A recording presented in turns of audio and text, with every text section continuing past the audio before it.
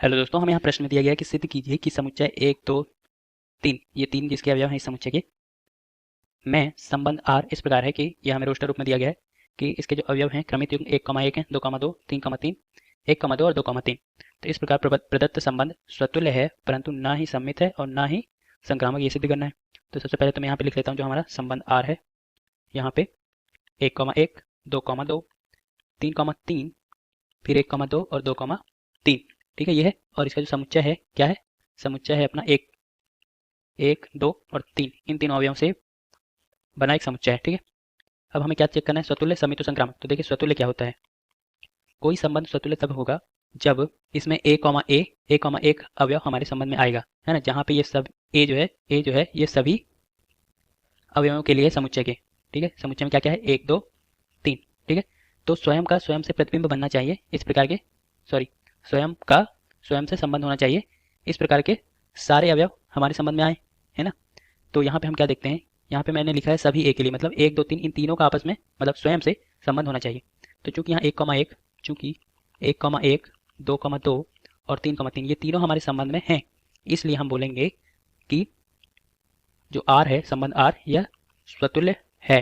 ठीक है, अगर इसमें से एक भी अगर कमी होती तो यह स्वतुल्य नहीं होता, याद रखिए, है ना। जितने भी अवयव होते हैं समुच्चय में उन सभी का स्वयं से संबंध होना चाहिए, तो ये स्वतुल्य हो गया। ठीक है, अब हम देखते हैं सम्मित। सम्मित, ठीक है, तो इसमें क्या होता है? यदि ए कॉमा बी हमारे संबंध में आता है तब बी कॉमा ए भी हमारे संबंध में आना चाहिए, तब यह क्या कहलाएगा? सम्मित।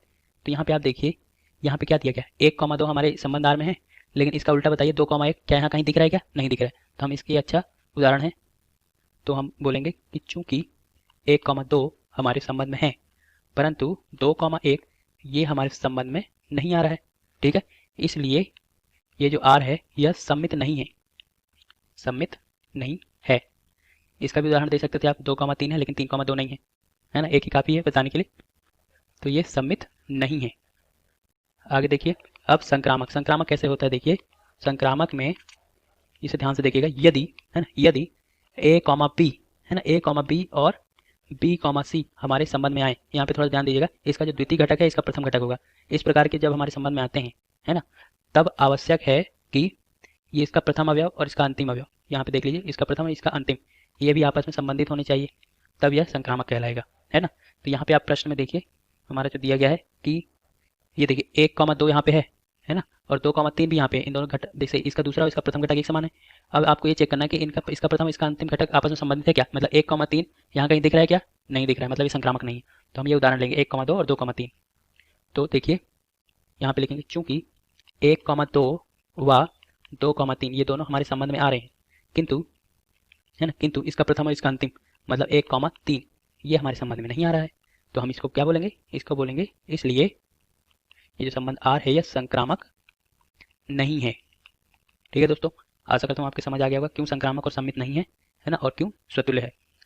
धन्यवाद।